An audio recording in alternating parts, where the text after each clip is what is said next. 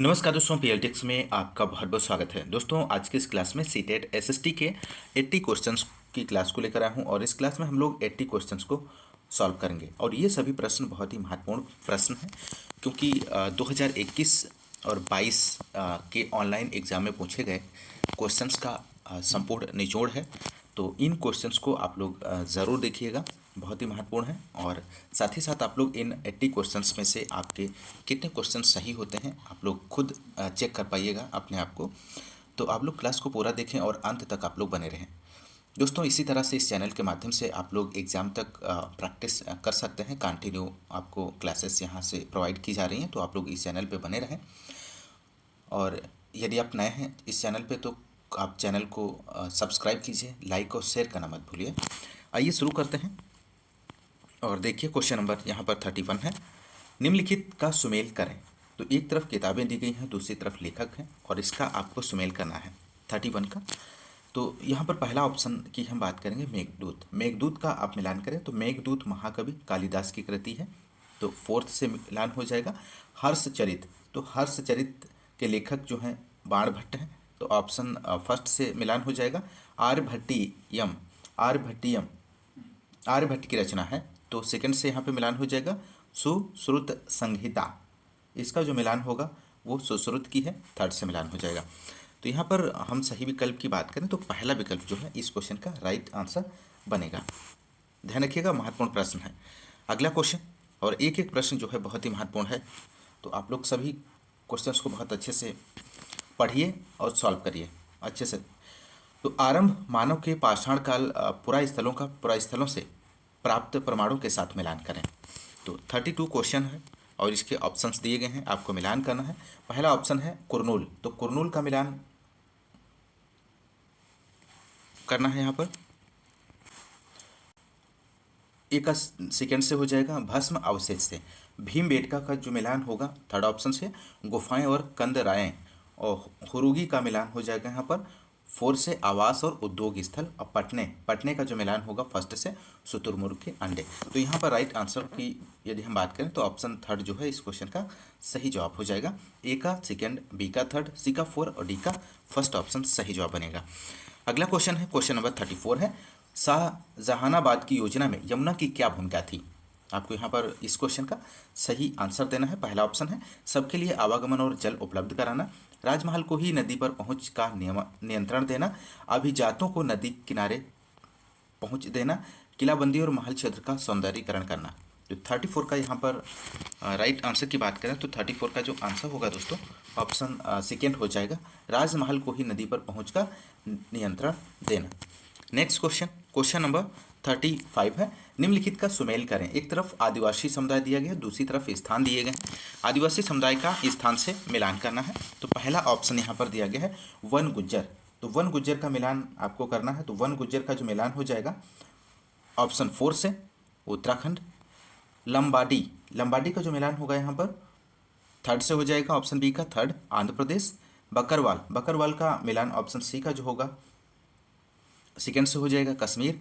और गद्दी का जो मिलान होगा हिमाचल प्रदेश, डी का फर्स्ट से। तो यहाँ पर 35 का जो राइट आंसर होगा ऑप्शन सेकेंड इस क्वेश्चन का राइट आंसर बनेगा। नेक्स्ट क्वेश्चन है, क्वेश्चन नंबर 36 की हम बात करेंगे। यहाँ पर भक्ति के विशेष रूपक निम्नलिखित थे, इनमें से कौन से थे। पहला ऑप्शन है कोई भी किसी भी जाति का, लिंग, अमीर गरीब व्यक्ति भक्ति का अनुसरण कर सकता है, केवल ब्राह्मण ही व्यक्ति के मार्ग का अनुसरण कर सकते थे। देवता या देवी के समक्ष समर्पण पर जोर था और विस्तृत बलिदानों और यज्ञों के प्रदर्शन पर जोर था। तो 36 का आंसर होगा ऑप्शन फोर, ए और सी ऑप्शन इस क्वेश्चन का सही जवाब बनेगा, ए और सी। भारत में भक्ति आंदोलन मध्यकाल में प्रचलित था, जो ईश्वर की उपासना का एक अपना तरीका था। कोई भी किसी भी जाति का, अमीर गरीब व्यक्ति भक्ति का अनुसरण कर सकता था। भक्ति के माध्यम से देवी देवता के समक्ष समर्पण पर जोर दिया जाता था। अगला क्वेश्चन, क्वेश्चन नंबर 37 है। निम्नलिखित घटनाओं को काल क्रमानुसार आपको लगाना है। पहला ऑप्शन दिया गया वास्प इंजन का आविष्कार, भारत में पहली सूती कपड़ा मिल की स्थापना, भारतीय कपड़ों का पतन, स्पिनिंग जैनी का आविष्कार। तो 37 का यहाँ पे जो राइट आंसर होगा थर्ड विकल्प हो जाएगा, डी। सबसे पहले डी आएगा, स्पिनिंग जैसी जैनी का आविष्कार। उसके बाद ऑप्शन ए वास्प इंजन का आविष्कार, उसके बाद में सी ऑप्शन आएगा भारतीय कपड़ों का पतन, उसके बाद में बी आएगा भारत में पहली सूती कपड़ा मिल की स्थापना। Next question, question number 39, Bharat में किस साल बाल विवाह निषेध अधिनियम पारित किया गया था? मोस्ट इंपोर्टेंट प्रश्न है, बार बार पूछा जाता है। तो यहाँ पर आपको बताना है, ऑप्शंस दिए गए हैं, इन ऑप्शंस में से कौन सा ऑप्शन इस क्वेश्चन का राइट आंसर बनेगा। तो यहाँ पर क्वेश्चन नंबर 39 का जो राइट आंसर होगा ऑप्शन 4 हो जाएगा, 1929 में। भारत में वर्ष 1929 में बाल विवाह निषेध अधिनियम पारित किया गया और इसे शारदा एक्ट भी कहा जाता है, क्योंकि इसे पारित करने में सबसे बड़ा योगदान बिलास शारदा का था। और इसके तहत विवाह की न्यूनतम आयु लड़की के लिए 14 वर्ष और लड़के के लिए 18 वर्ष निर्धारित की गई थी। तो इस बात को भी आप लोग ध्यान रखिएगा, महत्वपूर्ण प्रश्न है। अगला क्वेश्चन, क्वेश्चन नंबर 14, सत्य शोधक समाज किसके द्वारा स्थापित किया गया था? श्री नारायण गुरु के द्वारा, स्वामी विवेकानंद के द्वारा, ज्योतिबा फुले के द्वारा, केशव चंद्र सेन के द्वारा। तो सत्य शोधक समाज ज्योतिबा फुले के द्वारा स्थापित किया गया था। कब किया गया था? 1873 ईस्वी में, और मुंबई में महात्मा ज्योतिबा फुले द्वारा की गई थी। सत्यशोधक समाज की स्थापना का उद्देश्य ब्राह्मणों के आडंबर और उनके अवसरवादी धार्मिक ग्रंथों की बुराइयों से निम्न जाति को बचाना था। तो ऑप्शन 3 इस क्वेश्चन का राइट आंसर होगा। अगला क्वेश्चन, क्वेश्चन नंबर 42 है, यह नारा किसने दिया? स्वतंत्रता मेरा जन्मसिद्ध अधिकार है और मैं इसे लेकर रहूंगा। पहला ऑप्शन है सुभाष चंद्र बोस, महात्मा गांधी, भगत सिंह, बाल गंगाधर तिलक। तो इस क्वेश्चन का जो राइट आंसर होगा ऑप्शन 4 हो जाएगा, बाल गंगाधर तिलक ने कहा था कि स्वतंत्रता मेरा जन्मसिद्ध अधिकार है और मैं इसे लेकर रहूंगा। अगला क्वेश्चन, क्वेश्चन नंबर 43 है, भारतीयों द्वारा इल्बर्ट बिल को वापस लेने का विरोध क्यों हुआ? सही विकल्प का चुनाव चुनिए। तो पहला ऑप्शन यहाँ पर दिया गया, यह भारतीयों को हथियार रखने की अनुमति नहीं देता था, सरकार विरोधियों की आवाज़ दबाने के लिए बना था, यह अंग्रेजों की नस्लवादी मनोवृत्ति को दर्शा रहा था, भारतीयों ने इल्बर्ट बिल का विरोध नहीं किया। तो 43 का यहाँ पे जो राइट आंसर होगा ऑप्शन 3 इसका सही जवाब हो जाएगा। अगला क्वेश्चन, क्वेश्चन नंबर 44 है यहाँ पे दोस्तों, गुटनिरपेक्षता की विदेश नीति किसके विचार पर बनाई गई थी? ऑप्शंस पहला दिया गया है, अमेरिकी और सोवियत गठबंधन से अलग अलग रहना जिससे प्रतिरोधों से बचा जा सके और राष्ट्रीय हितों के बचाव के लिए। दूसरा ऑप्शन है अमेरिका और सोवियत संघ के साथ तटस्थ रहने का जिससे दोनों देशों के साथ कूटनीतिक संबंधों को जारी रखा जा सके। थर्ड विकल्प है अमेरिका और सोवियत संघ से प्रतिस्पर्धा के लिए नए स्वतंत्र देशों को मिलाकर शक्ति केंद्र का तीसरा मोर्चा बनाने के लिए। चौथा है मानवीय अस्तित्व के लिए अमेरिका और सोवियत संघ के बीच मध्यस्थता में एक सक्रिय भूमिका अदा करने के लिए। तो यहाँ पर 44 का आंसर आपको देना है। तो राइट आंसर जो होगा ऑप्शन 4 हो जाएगा, मानवीय अस्तित्व के लिए अमेरिका और सोवियत संघ के बीच मध्यस्थता में एक सक्रिय भूमिका अदा करने के लिए। नेक्स्ट क्वेश्चन की ओर बढ़ते हैं, क्वेश्चन नंबर 45 है, कर्क रेखा निम्नलिखित में से किस भारतीय राज्य से गुजरती है? मोस्ट इंपोर्टेंट प्रश्न है और इस तरह के क्वेश्चंस आपके एग्जाम में पूछे जाते हैं। तो एक एक जो क्वेश्चन है इस क्लास का बहुत ही महत्वपूर्ण है, तो आपको क्लास को पूरा देखना है और अंत तक आप लोग बने रहें। और क्लास अगर पसंद आ रही है आपको तो क्लास को ज़्यादा से ज़्यादा लाइक और शेयर करना मत भूलिएगा। तो क्वेश्चन नंबर 45 है, कर्क रेखा निम्नलिखित में से किस भारतीय राज्य से गुजरती है? आपको यहाँ पर बताना। पहला ऑप्शन है महाराष्ट्र से, दूसरा है ओडिशा, तीसरा है मध्य प्रदेश, चौथा है उत्तर प्रदेश। तो 45 का यहाँ पर जो आंसर होगा 3rd हो जाएगा, मध्य प्रदेश। कर्क रेखा भारत के 8 राज्यों से होकर गुजरती है। ये 8 राज्य हैं, गुजरात है, राजस्थान, मध्य प्रदेश, छत्तीसगढ़, झारखंड, पश्चिम बंगाल, त्रिपुरा, मिजोरम। ये सभी 8 राज्यों को आप लोग ध्यान रखिएगा। अगला क्वेश्चन, क्वेश्चन नंबर 46 है, निम्नलिखित कथनों में से कौन से कथन सही हैं? पहला एक कथन दिया गया है, पृथ्वी 365 सही 1/4 दिन में सूर्य का चक्कर लगाती है। हम लोग एक वर्ष 365 दिन का मानते हैं तथा सुविधा के लिए 6 घंटों को इसमें नहीं जोड़ते। प्रत्येक चौथे वर्ष फरवरी 29 के बदले 28 दिन का होता है। तो 46 का आंसर आपको यहाँ पर देना है दोस्तों। इसका राइट आंसर क्या बनेगा? तो 46 का जो राइट आंसर होगा ऑप्शन फर्स्ट हो जाएगा, ए और बी ऑप्शन इस क्वेश्चन का सही जवाब बनेगा, ऑप्शन ए और बी, ध्यान रखिएगा। अगला क्वेश्चन, क्वेश्चन नंबर 47 है, अगर पृथ्वी के बराबर देशांतरी विस्तार के साथ 24 समय क्षेत्रों में विभाजित किया जाता है तब प्रत्येक क्षेत्र कब तक के देशांतर को घेरेगा? तो 47 का आंसर आपको देना है। तो राइट आंसर जो होगा ऑप्शन सेकेंड हो जाएगा, 15 डिग्री यहाँ पर सही जवाब बनेगा।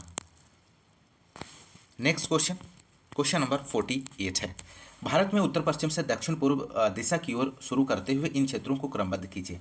पहला ऑप्शन है अरावली श्रृंखला, विंध्य श्रृंखला, भारतीय मरुस्थल, दक्कन का पठार, पूर्वी घाट, निम्नलिखित संकेतों को प्रयोग करते हुए सही उत्तर का चयन कीजिए। तो 48 का यहाँ पे जो राइट आंसर होगा ऑप्शन थर्ड विकल्प हो जाएगा। नेक्स्ट क्वेश्चन, क्वेश्चन नंबर 49 है, निम्न में से मानचित्र के घटक के संदर्भ में विषम का चयन करें।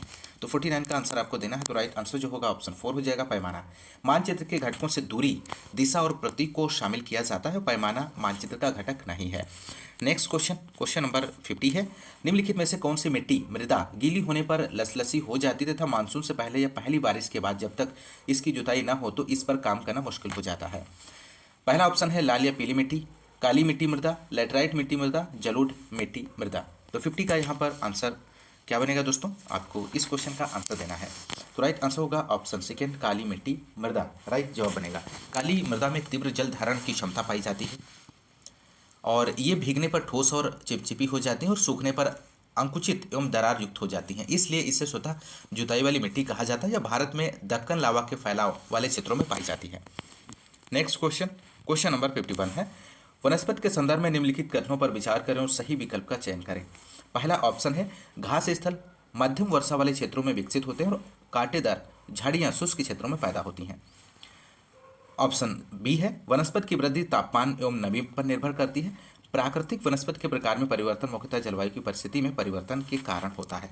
तो यहाँ पर इस क्वेश्चन का जो राइट आंसर बनेगा ऑप्शन 4 हो जाएगा, ए और B, A B C option जो है इस क्वेश्चन का राइट जवाब है दोस्तों। नेक्स्ट क्वेश्चन, क्वेश्चन नंबर 52, सही कथन का चयन करें। पहला ऑप्शन है, ऑक्सीजन सर्वाधिक पाई जाने वाली गैस है। वायु में ऑक्सीजन की मात्रा समान बनी रहती है क्योंकि मनुष्य तथा पशु सांस लेने में इनका प्रयोग करते हैं तथा पौधे इसका उत्पादन करते हैं। ऑक्सीजन को ग्रीन हाउस गैस भी कहा जाता है। वायुमंडल में ऑक्सीजन का स्तर बढ़ने से भूमंडलीय तापमान बढ़ जाता है। तो 52 का यहाँ पर राइट आंसर होगा ऑप्शन सेकेंड, वायु में ऑक्सीजन की मात्रा समान रहती है क्योंकि मनुष्य तथा पशु सांस लेने में इसका प्रयोग करते हैं, पौधे इसका उत्पादन करते हैं। तो राइट आंसर सेकेंड बनेगा दोस्तों। नेक्स्ट क्वेश्चन, क्वेश्चन नंबर 53 है, निम्नलिखित कथनों ए बी पर विचार कीजिए, सही विकल्प का चुनाव कीजिए। पहला ए ऑप्शन है, दो वायुदाब क्षेत्रों में दाब में जितना अधिक अंतर होगा हवा की तीव्रता उतनी ही अधिक होगी। वायु उच्च दाब क्षेत्र से जब निम्न दाब की क्षेत्र की ओर जाती है तो हवा उत्पन्न होती है। तो 53 का राइट आंसर ऑप्शन ए हो जाएगा। दोनों ए तथा बी सही है, बी ए की सही व्याख्या करता है। नेक्स्ट क्वेश्चन, क्वेश्चन नंबर 55, नए चारागाहों की खोज में लोगों के मौसमी आवागमन को क्या कहते हैं। महत्वपूर्ण प्रश्न है। तो क्वेश्चन नंबर 55 का आंसर आपको यहाँ पर बताना है। इसका राइट आंसर क्या बनेगा, तो राइट आंसर ऑप्शन 4 हो जाएगा, ऋतु प्रवास कहते हैं। नए चारागाहों की खोज में लोगों के मौसमी आवागमन को ऋतु प्रवास कहा जाता है। किसी क्षेत्र से होने वाले प्रवास को उत्प्रवास कहा जाता है, जबकि किसी क्षेत्र में होने वाले प्रवास को आप्रवास कहते हैं। आप्रवास एवं उत्प्रवास को सम्मिलित रूप से प्रवास कहा जाता है। नेक्स्ट क्वेश्चन 56 है, यहाँ पर प्रवास को प्रभावित करने वाले प्रतिकर्ष कारक कौन से हैं। पहला है प्राकृतिक आपदा, पानी की कमी, जीवन यापन का बेहतर स्तर, शिक्षा। सही विकल्प का चुनाव करें। तो राइट आंसर फर्स्ट विकल्प होगा, ए और बी ऑप्शन इस क्वेश्चन का राइट आंसर हो जाएगा। नेक्स्ट क्वेश्चन नंबर 57, कथनों को पढ़िए और नीचे दिए गए विकल्पों में से सही उत्तर चुनिए। कथन ए है, कृषि एक प्राथमिक क्रिया है। कथन बी है, फसलों, फलों, सब्जियों, फूलों को उगाना और पशुधन पालन कृषि में सम्मिलित है। तो 57 का यहाँ पर जो राइट आंसर होगा ऑप्शन थर्ड हो जाएगा, ए और बी ऑप्शन इस क्वेश्चन का सही जवाब बनेगा दोस्तों। कृषि एक प्राथमिक क्रिया है और प्राथमिक क्रिया से तात्पर्य होता है जो कि अन्य क्रियाओं के लिए आधार का कार्य करे। कृषि एवं संबंधित गतिविधियों से सम्मिलित है। फसल उगाना, फल सब्जी, फूल उगाना, मत्स्य पालन, पशुपालन, मधुमक्खी पालन, ये सभी क्रियाएं आती हैं। अगला क्वेश्चन, क्वेश्चन नंबर 58, ऐसा माना जाता है कि सेंट थॉमस लगभग 2000 साल पहले इस राज्य में आए थे तथा भारत में ईसाई धर्म लाने का श्रेय उन्हीं को जाता है। वह राज्य कौन सा है। तो 58 का आंसर आपको बताना है दोस्तों। इसका राइट आंसर जो होगा ऑप्शन थर्ड हो जाएगा, केरल। भारत में सर्वप्रथम ईसाई धर्म केरल राज्य में आया था और इसे भारत में लाने का श्रेय सेंट थॉमस को दिया गया जाता है, जो कि लगभग 2000 साल पहले भारत में आए थे। इन प्राथमिक ईसाइयों को सीरियन ईसाई भी कहा जाता है। नेक्स्ट क्वेश्चन, क्वेश्चन नंबर 59, विविधता के संदर्भ में इन वक्तव्यों पर विचार करें। विविधता भारत की शक्ति का एक स्रोत है। भारत की विविधता में एकता है। विविधता भेदभाव का स्रोत भी हो सकती है। भौगोलिक, ऐतिहासिक और भौगोलिक कारक विविधता लाते हैं। इनमें से कौन सा सही विकल्प है, आपको चयन करना है दिए गए ऑप्शंस में से। तो राइट आंसर जो होगा पहला विकल्प हो जाएगा ABCD, यानी कि सभी ऑप्शंस जो हैं इस क्वेश्चन के सही जवाब हो जाएगा। विविधता भारत की शक्ति का स्रोत है और भारत में विविधता में एकता है। भारत एक सलाद की प्लेट की तरह है, यहाँ अलग अलग सब्जियों की भांति सभी संस्कृतियों का अलग अलग अस्तित्व भी है, जबकि एक प्लेट के रूप में सभी एक भी हैं। विविधता के अनेक आधार भी हो सकते हैं, जैसे भौगोलिक, ऐतिहासिक, धार्मिक, भाषाई, जाति। कभी कभी विविधता के चलते किसी समुदाय के साथ भेदभाव भी हो सकता है। अगला क्वेश्चन, क्वेश्चन नंबर 60। यदि आप भारत के राष्ट्रपति के रूप में चुने जाते हैं तो आप निम्नलिखित में से क्या निर्णय स्वयं ले सकते हैं दिए गए ऑप्शंस में से। तो उस व्यक्ति का चयन कर सकते हैं क्या जिसे आप प्रधानमंत्री के रूप में पसंद करते हैं। सेकेंड है, लोकसभा में बहुमत वाले प्रधानमंत्री को बर्खास्त कर सकते हैं।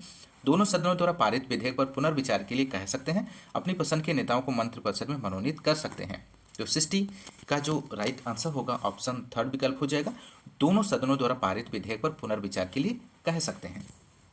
भारतीय संविधान के अनुच्छेद 74 में कहा गया है कि राष्ट्रपति को सहायता और सलाह देने के लिए एक मंत्रिपरिषद होगी और राष्ट्रपति उसी की सलाह पर ही कार्य करेगा। राष्ट्रपति अपने पसंद के व्यक्ति को प्रधानमंत्री या मंत्री नहीं बना सकता है। लोकसभा में बहुमत प्राप्त दल के नेता को ही प्रधानमंत्री बनाएगा और प्रधानमंत्री की सिफारिश पर अन्य मंत्रियों को मनोनीत करेगा। परंतु राष्ट्रपति के पास यह विशेषाधिकार है कि वह दोनों द्वारा पारित विधेयक को एक बार पुनर्विचार के लिए लौटा सकता है। महत्वपूर्ण प्रश्न है दोस्तों, आप ध्यान रखिएगा इस क्वेश्चन को। अगला क्वेश्चन की तरफ हम लोग बढ़ते हैं। 61 है, निम्नलिखित में से कौन सा वक्तव्य 1870 के राजद्रोह अधिनियम के संदर्भ में सही है। तो 61 का जो राइट आंसर होगा पहला विकल्प हो जाएगा दोस्तों। इस अधिनियम द्वारा यह सुनिश्चित किया गया है कि अगर कोई भी व्यक्ति ब्रिटिश सरकार का विरोध या आलोचना करता है तो उसे मुकदमा चलाए बिना ही गिरफ्तार किया जा सकता है। अगला क्वेश्चन, क्वेश्चन नंबर 62। गैर कृषि क्रियाकलाप वाले समूह आपको पहचानने हैं दिए गए ऑप्शंस में से। तो 62 का जो आंसर होगा दोस्तों ऑप्शन 4 हो जाएगा, मिट्टी के बर्तन बनाना, बुनाई और ईंट बनाना। नेक्स्ट, साप्ताहिक बाजार में इनमें से कौन सी वस्तु की सबसे कम खरीद बेच दृष्टिगत होने की संभावना है। तो 63 का जो राइट आंसर होगा दोस्तों ऑप्शन सेकेंड, कार, इंजन और पहिए, इसका सही जवाब बनेगा। अगला क्वेश्चन यहाँ पर 64 है, अपने आत्मसम्मान को दांव पर लगाकर जीवित रहना अशोभनीय है। आत्मसम्मान जीवन का सबसे जरूरी हिस्सा है, इसके बिना व्यक्ति नगण्य है। आत्मसम्मान के साथ जीवन बिताने के लिए व्यक्ति को कठिनाइयों पर विजय प्राप्त करनी होती है। केवल कठिन और निरंतर संघर्ष से ही व्यक्ति बल, विश्वास और मान्यता प्राप्त कर सकता है। यहाँ पर आपको बताना है इसका इस कथन को किसने कहा है, ये कथन किसका है, दिए गए ऑप्शंस में से आपको चयन करना है। तो राइट आंसर जो होगा ऑप्शन सेकेंड हो जाएगा, BR अम्बेडकर का ये कथन है। अगला क्वेश्चन, क्वेश्चन नंबर 65। छात्रों में लैंगिक और व्यवसायिक आधारित रूढ़िवादिता को चुनौती देने के लिए कौन सा उदाहरण सर्वाधिक उत्तम है दिए गए ऑप्शंस में से। तो राइट आंसर यहाँ पर होगा 65 का थर्ड ऑप्शन, पुरुष भरतनाट्यम नृत्य। नेक्स्ट क्वेश्चन नंबर 66 है, मौलिक अधिकार के कानून तोड़ना या भंग करना, अतिक्रमण करना यह कृत्य है। तो यहाँ पर थर्ड विकल्प जो है राइट आंसर हो जाएगा, उल्लंघन का। मौलिक अधिकार के कानून को तोड़ना या भंग करना या अतिक्रमण करना यह उल्लंघन का कृत्य है और जिसके लिए सजा का प्रावधान होता है। क्वेश्चन नंबर नेक्स्ट 67 है, कक्षा में सार्वभौमिक वयस्क मताधिकार के सिद्धांत के अध्यापन के लिए कौन सा उदाहरण उपयुक्त होगा इसमें से। पहला ए है, मुझ लेहा 19 वर्ष विधानसभा चुनाव में मतदान कर रही हैं। एना 31 वर्ष लोकसभा चुनाव में मतदान कर रही हैं। जसप्रीत 17 वर्ष विद्यालय परिषद के चुनाव में मतदान कर रही हैं। तो 67 का यहाँ पर जो राइट आंसर होगा ऑप्शन सेकेंड हो जाएगा, ए और बी दोनों ऑप्शन से यहाँ पर सही जवाब हो जाएगा। क्वेश्चन नंबर नेक्स्ट है 68, कौन सा संवैधानिक प्राधिकरण केंद्र एवं राज्यों के बीच उनकी संबंधित शक्तियों को लेकर विवादों का परीक्षण करता है। तो 68 का यहाँ पर आंसर होगा ऑप्शन सेकेंड, सर्वोच्च न्यायालय। केंद्र और राज्यों के बीच शक्तियों से संबंधित कोई विवाद होता है तो उसका निपटारा सर्वोच्च न्यायालय द्वारा किया जाता है। यह सर्वोच्च न्यायालय का प्रारंभिक क्षेत्राधिकार है। नेक्स्ट क्वेश्चन नंबर 69, अंतर्राष्ट्रीय महिला दिवस पर संसार भर में महिलाएं इसे मनाते हैं तथा अपने संघर्षों को पुनर्जीवित करने के लिए एकत्रित हुई निम्नलिखित रणनीतियों में से यह महिलाओं के आंदोलन के संबंध में किसके अंतर्गत आता है। प्रचार करना, विरोध करना, जागरूकता में वृद्धि करना, एकता का प्रदर्शन करना। तो राइट आंसर जो होगा ऑप्शन थर्ड, जागरूकता में वृद्धि करना इसका सही जवाब बनेगा दोस्तों। नेक्स्ट क्वेश्चन है, क्वेश्चन नंबर 72 है, समावेशी सामाजिक विज्ञान कक्षा की मूलभूत विशेषता क्या है। तो यहाँ पर पहला ऑप्शन है असाधारण शिक्षार्थियों के शिक्षा के विशेष प्रावधान सभी बच्चों का नामांकन होता है। ऐसी गतिविधियां जो ज़्यादातर औसत बच्चों की आवश्यकता पूर्ति करें। महंगी शिक्षण अधिगम सामग्री का प्रयोग, तो महंगी शिक्षण अधिगम सामग्री का प्रयोग नहीं करना होता है। निगेटिव पॉइंट्स है यहाँ पर। और ऐसी गतिविधियां जो ज़्यादातर औसत बच्चों की आवश्यकता होती हैं, तो यहाँ पर थर्ड भी विकल्प आपका जो है गलत हो जाएगा। असाधारण शिक्षार्थियों की शिक्षा के लिए विशेष प्रावधान, ऐसा भी नहीं होता है। तो ऑप्शन जो सेकेंड यहाँ पर बचा है, जो कि सही है इस क्वेश्चन का, सभी बच्चों का नामांकन होता है। सभी बच्चों का नामांकन करना समावेशी सामाजिक विज्ञान कक्षा की मूलभूत विशेषता है। और समावेशी शिक्षा सामान्य और विशिष्ट बच्चों को सबका साथ लेकर सम्मिलित करते हुए बच्चों की आवश्यकताओं को ध्यान में रखते हुए उनके बौद्धिक, संवेगात्मक और सृजनात्मक विकास के अतिरिक्त परस्पर सीखने, सिखाने, अभियोजन का प्रयास है। ध्यान रखिएगा, महत्वपूर्ण प्रश्न है। अगला क्वेश्चन, क्वेश्चन नंबर 73। सामाजिक विज्ञान का ही एक प्रगतिशील अध्यापक अध्यापिका हमेशा अपने विद्यार्थियों को प्रोत्साहित करता है। कक्षा के दौरान किसी भी चर्चा में सक्रियता से भाग लेने के लिए क्या, कभी कभी भाग लेने के लिए, दी हुई विषय वस्तु का ज्ञान अर्जित करने के लिए, उनके पास जितने सवाल हैं पूछने के लिए। तो 73 का जो राइट आंसर होगा पहला, कक्षा के दौरान किसी भी चर्चा में सक्रिय रूप से भाग लेने के लिए, सक्रिय रूप से भाग लेने के लिए यहाँ पर सही जवाब हो जाएगा। क्वेश्चन नंबर नेक्स्ट, बुनियादी सिद्धांत को सामाजिक तथा राजनैतिक जीवन विषय की पुस्तकों के शिक्षण शास्त्रीय उपागम को निर्देशित करता है। वह तथ्यों को क्रमागत स्मरण करना, संकल्पनाओं की अनुभव जन समक्ष बनाना, दृश्य संबद्ध पाठ्यपुस्तकों का पठन, उन्हें सभी उत्तर देकर उचित मदद देना। तो 74 का जो राइट आंसर होगा ऑप्शन सेकेंड हो जाएगा, संकल्पनाओं की अनुभव जन समक्ष बनाना सेकेंड सही जवाब हो जाएगा। क्वेश्चन नंबर अगला है यहाँ पर 76 है। एक फील्ड ट्रिप के सफल होने के लिए इसे 3 चरणों में सावधानीपूर्वक आयोजित करने की आवश्यकता है। तो 76 का जो राइट आंसर होगा पहला विकल्प हो जाएगा, योजना बनाना, उसके बाद निष्पादन करना और अनुवर्ती कार्रवाई करना। अगला 77, प्रजातंत्र पर पाठ्य योजना बनाते समय किस संप्रत्यय पर सबसे पहले विचार करेंगे आप? विषय वस्तु उद्देश्य की योजना पर, या मूल्यांकन की युक्तियों का निर्धारण करेंगे, उपयुक्त शिक्षण शास्त्रीय युक्तियों का चयन, उपयुक्त शिक्षण सामग्री का चयन। तो 77 का जो आंसर होगा ऑप्शन फर्स्ट, विषय वस्तु उद्देश्यों की योजना पहले आप बनाएंगे। अगला क्वेश्चन, क्वेश्चन नंबर 78, निम्न में से कक्षा गतिविधियों में पाठ्यपुस्तक के प्रयोग का सबसे अधिक वांछित तरीका कौन सा हो सकता है, कौन सा है दिए गए ऑप्शंस में से? तो 78 का जो राइट आंसर हो जाएगा सेकेंड विकल्प, छात्रों को पाठ्यपुस्तक में दिए प्रश्नों अभ्यास हल करने के लिए कहना, सही जवाब बनेगा। नेक्स्ट क्वेश्चन नंबर 79, आलोचनात्मक और रचनात्मक चिंतन उदाहरण है, किसके उदाहरण है दोस्तों? सरल या सहज कौशल के, या जटिल कौशल के, या बुनियादी कौशल का अध्ययन करने के लिए कौशल का? तो यहाँ पर 79 का जो आंसर होगा सेकेंड विकल्प, जटिल कौशल का उदाहरण है। आलोचनात्मक और रचनात्मक चिंतन जटिल कौशल के उदाहरण है, और जटिल कौशल से तात्पर्य ऐसे कौशल से होता है जिनको करने में जटिलता का सामना करना पड़ता है। क्वेश्चन नंबर नेक्स्ट, निम्नलिखित में से कौन सा रूबिक आंकलन में सामान्यता सम्मिलित नहीं है? तो नहीं पूछा गया है क्वेश्चन में, और नहीं वाले क्वेश्चंस पे आपको ध्यान रखना होता है। तो 86 का आंसर आपको देना है। पहला ऑप्शन है प्रदर्शन मानक, वर्ग पैमाना, प्रदर्शन संकेतक, पूर्ण किए गए कार्यों की सूची। तो 86 का राइट आंसर जो होगा ऑप्शन फोर्थ, पूर्ण किए गए कार्यों की सूची। Next question, question number 89, Buddha मत और जैन मत की समानता और असमानताओं की जांच करें। यह प्रश्न किस संज्ञानात्मक आयाम का आकलन करता है? मोस्ट इंपोर्टेंट प्रश्न है। तो 89 का आंसर बनेगा ऑप्शन थर्ड, विश्लेषण इसका सही जवाब हो जाएगा दोस्तों। अगला क्वेश्चन, क्वेश्चन नंबर 90 है। एक सामाजिक विज्ञान अध्यापिका छात्रों को बंगाल दुर्भिक्ष पर लघु निबंध लिखाने के लिए कहती है। कार्यपूर्ति उपरांत वे उन्हें दिए गए पैमाने से अपने निबंध की तुलना और सत्यापित करने के लिए कहती है। वह किस आकलन विधि का प्रयोग कर रही है? तो 90 का आंसर हो जाएगा सेकेंड, स्वमापन का प्रयोग कर रही है। प्रश्नगत स्थिति में अध्यापिका का स्वमापन नामक आकलन विधि का प्रयोग कर रही है। नेक्स्ट क्वेश्चन, क्वेश्चन नंबर यहाँ पर 31 है। ए और बी कथनों को पढ़िए और सही उत्तर का चयन करें। अशोक पहला शासक था जिसने अभिलेखों द्वारा अपने संदेशों को लोगों तक पहुंचाने की कोशिश की। अशोक के ज़्यादातर अभिलेख प्राकृत भाषा में और बाह्य लिपि में लिखे हुए थे। तो यहाँ पर आपको सही विकल्प का चयन करना है। तो इस क्वेश्चन का राइट आंसर जो होगा दोस्तों ऑप्शन थर्ड विकल्प हो जाएगा, ए केवल बी दोनों सही हैं। नेक्स्ट क्वेश्चन, क्वेश्चन नंबर 32, सही अर्थों वाले शब्दों का चयन करें। तो 32 है, यहाँ पर आपको इसका सही अर्थ वाले शब्दों का मिलान करना है। तो राइट आंसर पहला हो जाएगा स्तूप।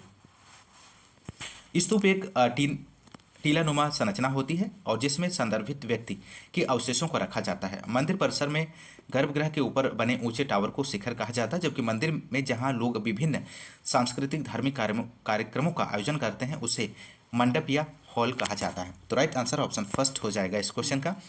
क्वेश्चन नंबर 33 है, आप 18वीं सदी में दिल्ली से मुगल कलाकारों के पलायन के बाद चित्रकला की एक नई विधा के उत्थान पर परियोजना कार्य की योजना बना रहे हैं। आप छात्रों को किस चित्रकला की जानकारी प्राप्त करने के लिए कहेंगे? तो राइट आंसर यहाँ पर होगा ऑप्शन सेकेंड, कांगड़ा चित्रकला राइट जवाब बनेगा दोस्तों। नेक्स्ट क्वेश्चन, क्वेश्चन नंबर 34 है, चापाकार वास्तुकला में मेहराब की भूमिका क्या थी? ऊपरी ढांचे को सुंदरता देना, ऊपरी ढांचे की आकृति देना, ऊपरी ढांचे का भार वहन करना। सही विकल्प का चयन कीजिए। तो 34 का जो आंसर होगा ऑप्शन थर्ड हो जाएगा। थर्ड, केवल सी ऑप्शन इस क्वेश्चन का सही जवाब बनेगा, ऊपरी ढांचे का भार वहन करना। नेक्स्ट क्वेश्चन, क्वेश्चन नंबर 38, शक्ति के पुराने केंद्रों जैसे 19वीं शताब्दी में सूरत के ढहने और प्रशासन के नए केंद्रों के पैदा होने को किस के रूप में व्याख्यायित किया गया है? तो 38 का जो यहाँ पर आंसर होगा ऑप्शन सेकेंड हो जाएगा, विशहरीकरण इसका सही जवाब बनेगा दोस्तों। और शक्ति के पुराने केंद्रों जैसे कि 19वीं शताब्दी में सूरत के ढहने और प्रशासन के नए केंद्रों के पैदा होने का विशहरीकरण के रूप में व्याख्यायित किया गया है। तो सेकेंड ऑप्शन यहाँ पर सही बनेगा, विशहरीकरण। अगला क्वेश्चन, क्वेश्चन नंबर 39, बेगम रुकैया सखावत हुसैन ने मुस्लिम लड़कियों के लिए विद्यालय शुरू किए। कहाँ शुरू किए? अलीगढ़ और दिल्ली में, पटना और कोलकाता में, लखनऊ इलाहाबाद में, पूना और मुंबई में। महत्वपूर्ण प्रश्न है। तो यहाँ पर इस क्वेश्चन का राइट आंसर हो जाएगा सेकेंड, पटना और कलकत्ता में शुरू किए। नेक्स्ट क्वेश्चन, क्वेश्चन नंबर 40, औपनिवेशिक शासन के दौरान अनुबंधित मजदूरों को बागानों में काम करने के लिए भारत में किस देश में ले जाया गया था? तो 40 का आंसर होगा पहला, त्रिनिदाद इसका सही जवाब बनेगा। क्वेश्चन नंबर नेक्स्ट 41 है, निम्नलिखित में से किस समाज सुधारक द्वारा निम्न जाति की दमनात्मक स्थिति को पहली बार अमेरिका में काले दासों की स्थिति के समरूप देखा गया है दोस्तों? तो यहाँ पर आपको सही विकल्प का चयन करना है। तो राइट आंसर जो होगा ऑप्शन थर्ड हो जाएगा, ज्योतिबा राव फूले इस क्वेश्चन का सही जवाब बनेगा। अगला क्वेश्चन, क्वेश्चन नंबर 42 है, मध्यमार्गी भारतीय नेता 19वीं सदी में किन किन तरीकों से अपना राष्ट्रीय सरोकार प्रकट करते थे? तो राइट आंसर ऑप्शन सेकेंड बनेगा, बी और सी इस क्वेश्चन का सही जवाब बनेगा। सरकार में अधिक भागीदारी की मांग, प्रशासन का भारतीयकरण करने की मांग। क्वेश्चन नंबर अगला है, भारत का पहला उप प्रधानमंत्री कौन था? महत्वपूर्ण प्रश्न है। तो राइट आंसर आपको इस क्वेश्चन का देना है दिए गए ऑप्शंस में से। तो राइट आंसर जो होगा ऑप्शन थर्ड, सरदार वल्लभ भाई पटेल। भारत का पहला उप प्रधानमंत्री सरदार वल्लभ भाई पटेल थे। ये गृह मंत्री एवं रियासत मामलों के मंत्री भी थे। खान अब्दुल गफ्फार खान की बात करें तो का संबंध खुदाई खिदमतगार आंदोलनों से है और इन्हें सीमांत गांधी भी कहा जाता है। तो इस बात को भी आप लोग ध्यान रखिएगा। और अगला जो है, मौलाना अब्दुल कलाम आज़ाद पहले शिक्षा मंत्री थे, ध्यान रखिएगा। और चक्रवर्ती राजगोपालाचारी स्वतंत्र भारत के पहले वायसराय थे। तो चारों ऑप्शंस के आंसर आपको मिल गए हैं, आप लोग ध्यान रखिएगा, ये चारों ऑप्शंस बहुत ही महत्वपूर्ण हैं। अगला क्वेश्चन, क्वेश्चन नंबर 45, क्षुद्र ग्रह किन ग्रहों की कक्षाओं के बीच पाए जाते हैं? ये भी क्वेश्चन बहुत ही महत्वपूर्ण है। तो यहाँ पर इस क्वेश्चन का राइट आंसर आपको देना है। तो राइट आंसर जो होगा पहला, मंगल और Brihaspati.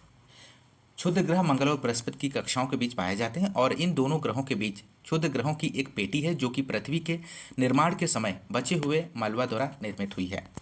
Next question, question number 46, किसी स्थान के बारे में निम्न सूचनाओं पर विचार करें। ऑप्शन ए है, यह 30 डिग्री अक्षांश पर स्थित है, यह उत्तरी गोलार्ध में स्थित है, या प्रमुख यामोत्तर से पूर्व में स्थित है। इस स्थान की ग्लोब पर सही स्थिति दर्शाने हेतु। तो 46 का जो आंसर होगा ऑप्शन 4 हो जाएगा, यहाँ पर सूचना अपर्याप्त है। नेक्स्ट क्वेश्चन नंबर 47, अगर हम उत्तरी ध्रुव से दक्षिणी ध्रुव की तरफ जा रहे हैं तो उन रेखाओं का अनुक्रम क्या होगा जिन्हें हम पार करेंगे? तो 47 का जो राइट आंसर होगा पहला, उत्तर ध्रुव व्रत, कर्क रेखा, विषुवत व्रत, मकर रेखा, दक्षिण ध्रुव व्रत। नेक्स्ट क्वेश्चन नंबर 49, स्लेट तथा संगमरमर किसके उदाहरण हैं? तो राइट आंसर 49 का जो हो जाएगा 4, कायांतरित शैल के उदाहरण है। अगला क्वेश्चन नंबर 50 है, निम्नलिखित युग्मों पर विचार करें। पहला ऑप्शन ए शीतोष्ण सदाबहार वन दृढ़ काष्ठ वृक्ष है। शंकुधारी वन मृदु काष्ठ वृक्ष है। उष्णकटिबंधीय पर्णपाती वन दृढ़ मृदु काष्ठ दोनों प्रकार के हैं। ऊपर दिए गए युगों में से कौन सा सुमेल है, आपको बताना है। तो राइट आंसर 50 का होगा सेकेंड, केवल बी ऑप्शन इस क्वेश्चन का सही जवाब बनेगा। शंकुधारी वन मृदु काष्ठ वृक्ष है। नेक्स्ट क्वेश्चन, क्वेश्चन नंबर 52 है, वायुमंडल में क्षोभ सीमा से मध्य सीमा की ओर बढ़ने पर तापमान पहले बढ़ता है फिर घटता है, पहले घटता है फिर बढ़ता है, स्थिर रहता है केवल बढ़ता है। तो 52 का जो राइट आंसर होगा ऑप्शन फर्स्ट हो जाएगा, पहले बढ़ता है और फिर घटता है। नेक्स्ट क्वेश्चन, क्वेश्चन नंबर 56, निम्न में से किस लैटिन शब्द का अर्थ है स्थिर। तो 56 का यहाँ पर जो राइट आंसर होगा दोस्तों ऑप्शन सेकेंड हो जाएगा, सेडिमेंटम। नेक्स्ट, स्थानांतरित कृषि और जलवासी पशुचारण निम्नलिखित में से किसके उदाहरण हैं। महत्वपूर्ण प्रश्न है 57। तो 57 का यहाँ पर जो राइट आंसर होगा ऑप्शन सेकेंड, आदिम निर्वाह कृषि। स्थानांतरित कृषि और जलवासी पशुचारण आदिम निर्वाह कृषि के उदाहरण हैं। गहन निर्वाह कृषि का संबंध मशीनों द्वारा स्वयं के लिए की गई कृषि से होता है दोस्तों। और मिश्रित कृषि की बात करें तो मिश्रित कृषि में कृषि एवं पशुपालन साथ साथ किया जाता है। और व्यापार के लिए या मुद्रा अर्जित करने के लिए की गई कृषि को वाणिज्यिक कृषि कहा जाता है। नेक्स्ट, क्वेश्चन नंबर 58, भारत का वर्णन करने के लिए विविधता में एकता वाक्यांश किसने दिया है। मोस्ट इंपोर्टेंट प्रश्न। तो यहाँ पर 58 का जो राइट आंसर होगा जवाहरलाल नेहरू ने। नेक्स्ट क्वेश्चन है क्वेश्चन नंबर 50, यहाँ पर 60 दिया गया है, भारतीय संसद में कौन सम्मिलित नहीं है। तो भारतीय संसद में दिए गए ऑप्शंस में से कौन सा ऑप्शन जो है सम्मिलित नहीं है, आपको इसका आंसर बताना है। तो राइट आंसर जो होगा यहाँ पर ऑप्शन 4, विधान परिषद जो है वो भारतीय संसद में शामिल नहीं है। बाकी सभी ऑप्शंस जो हैं राष्ट्रपति, लोकसभा, राज्यसभा, ये सभी भारतीय संसद के में शामिल हैं दोस्तों। तो भारत की संसद जो होती है वो लोकसभा, राज्यसभा और राष्ट्रपति से मिलकर बनती है। और विधान परिषद इसमें शामिल नहीं है क्योंकि यह विधानमंडल का भाग है। कोई भी विधेयक संसद के दोनों सदनों लोकसभा, राज्यसभा से पारित होकर राष्ट्रपति के पास जाता है और राष्ट्रपति के हस्ताक्षर के बाद ही वह कानून बनता है। तो महत्वपूर्ण जानकारी है, आप लोग ध्यान रखिएगा। नेक्स्ट क्वेश्चन, क्वेश्चन नंबर 62 है, कपास उगाने से सूती कमीज बनाने तक के सभी चरणों को सही क्रम में आपको लगाना है। तो 62 का जो राइट आंसर होगा ऑप्शन 4 हो जाएगा, पहले बुनाई, कताई, ओटन और कताई होगा। अगला क्वेश्चन, क्वेश्चन नंबर 63 है, एक अध्यापिका नागालैंड में सीढ़ी नुमा खेती के बारे में चर्चा कर रही है, इनमें से किस समुदाय का संदर्भ कक्षा चर्चा में होगा। तो 63 का जो राइट आंसर होगा चखे संघ समुदाय। अरुणाचल प्रदेश की मिसमी जनजाति हिमाचल क्षेत्र में सीढ़ीदार खेती करती है और गारी जनजाति मेघालय में, बोडो जनजाति असम में, जबकि चखे संघ जनजाति नागालैंड में पाई जाती है। और एक अध्यापिका नागालैंड में सीढ़ी नुमा खेती के बारे में चखे संघ समुदाय के संदर्भ में कक्षा चर्चा कर रही होगी। तो ऑप्शन 4 इस क्वेश्चन का सही जवाब बनेगा। क्वेश्चन नंबर अगला है, मौलिक अधिकारों की किस धारा के अंतर्गत किसी व्यक्ति की गिरफ्तारी या उसकी हिरासत के दौरान उससे दुर्व्यवहार नहीं किया जा सकता है। तो नहीं पूछा गया है। तो 67 का जो राइट आंसर होगा सेकेंड विकल्प हो जाएगा, अनुच्छेद 22। किसी व्यक्ति की गिरफ्तारी या उसकी हिरासत के दौरान उससे दुर्व्यवहार को संरक्षण संविधान के अनुच्छेद 22 में वर्णित किया गया है। अनुच्छेद 21 की अगर हम बात करें, जो कि ऑप्शन पहले दिया गया है, अनुच्छेद 21 प्राण दैहिक स्वतंत्रता के संरक्षण से संबंधित है। और अनुच्छेद 23 मानव के दुर्व्यवहार एवं बलात्कार श्रम का प्रतिशोध करता है। और अनुच्छेद 24 कारखानों आदि में बालकों के नियोजन का प्रतिशोध करता है। तो ध्यान रखिएगा, महत्वपूर्ण जानकारी है। क्वेश्चन नंबर नेक्स्ट, भारत में न्यायपालिका के पास संसद द्वारा पारित किए गए कानूनों को खारिज करने का अधिकार, इस अधिकार को क्या कहते हैं। संवैधानिक संशोधन कहते हैं, न्यायिक समीक्षा कहते हैं, या अविश्वास प्रस्ताव या न्यायिक संक्रियता। तो 68 का जो राइट आंसर हो जाएगा न्यायिक समीक्षा कहते हैं। भारत में न्यायपालिका के पास संसद द्वारा पारित किए गए कानूनों को खारिज करने का अधिकार न्यायपालिका का यह अधिकार न्यायिक समीक्षा कहा जाता है। न्यायिक समीक्षा के माध्यम से न्यायपालिका संसद के कानून की संवैधानिकता की जांच करती है। क्वेश्चन नंबर नेक्स्ट, भारत में न्यायपालिका के पास संसद द्वारा पारित किए गए कानून को खारिज करने का अधिकार, इस अधिकार को कहते हैं। ये क्वेश्चन आपका रिपीट हो गया है दोस्तों, इसको स्किप करके आगे बढ़ते हैं। क्वेश्चन नंबर 69 है, तवा बांध के द्वारा विस्थापित हुए लोगों के मछली पकड़ने के अधिकारों के लिए संघर्ष करने वाला मत्स्य संघ निम्न में से किस राज्य से संबंधित है। तो 69 का आंसर होगा थर्ड विकल्प, मध्य प्रदेश। ध्यान रखिएगा, अगला क्वेश्चन, क्वेश्चन नंबर 70 है, बच्चों को स्कूल में पका हुआ भोजन उपलब्ध कराने के उद्देश्य से किस राज्य में सर्वप्रथम मध्याह्न भोजन मिड डे मील योजना प्रारंभ की गई है? मोस्ट इंपॉर्टेंट प्रश्न है मिड डे मील योजना। तो 70 का जो आंसर होगा ऑप्शन सेकंड हो जाएगा, तमिलनाडु में। बच्चों के स्कूल में पका हुआ भोजन उपलब्ध कराने के उद्देश्य से भारत में तमिलनाडु राज्य में सर्वप्रथम मध्याह्न भोजन, जिसे मिड डे मील के नाम से जाना जाता है, की योजना प्रारंभ हुई। और इस योजना की शुरुआत की बात करें तो 1962 में हुई थी, जिसे 15 अगस्त 1995 को केंद्र प्रायोजित योजना के रूप में शुरू किया गया था। तो इस बात को भी आप लोग ध्यान रखिएगा। नेक्स्ट क्वेश्चन, क्वेश्चन नंबर 71, सामाजिक विज्ञान पाठ्यक्रम की प्रकृति क्या है? सामाजिक अलगाव और विघटन का अध्ययन है क्या? मानव संबंधों का अध्ययन है? वैज्ञानिक रूप से मानव विकास का अध्ययन है? सामाजिक और व्यक्तिगत लाभों का अध्ययन है? तो सामाजिक विज्ञान पाठ्यक्रम की जो प्रकृति है वो कैसी है आपको बताना है। तो राइट आंसर जो हो जाएगा मानव संबंधों का अध्ययन है। नेक्स्ट क्वेश्चन, क्वेश्चन नंबर 83 है यहाँ पर, माफ कीजिएगा, निम्नलिखित में से कौन सा मध्ययुगीन भारतीय काल को समझने का प्रथम स्रोत है? तो 83 का राइट आंसर का चयन आप लोग करिए दिए गए ऑप्शंस में से। तो यहाँ पर जो राइट आंसर होगा दोस्तों ऑप्शन फोर्थ हो जाएगा, सूरदास की साहित्य लहरी, इसका सही जवाब बनेगा। नेक्स्ट क्वेश्चन, क्वेश्चन नंबर 84 है, परियोजना विधि का पालन पहला चरण आपको बताना है। तो परियोजना विधि का जो पहला चरण होगा यहाँ पर थर्ड ऑप्शन हो जाएगा, स्थिति बनाना परियोजना विधि का पहला चरण है दोस्तों। नेक्स्ट क्वेश्चन, क्वेश्चन नंबर 85 है यहाँ पर, निम्नलिखित में से कौन सी आकलन पद्धति छात्रों को अपने स्वयं के अधिगम के मूल्यांकित और दर्ज रिकॉर्ड करने पर अवसर प्रदान करती है? तो 85 का राइट आंसर होगा सेकेंड ऑप्शन, अधिगम की तरह आकलन करना।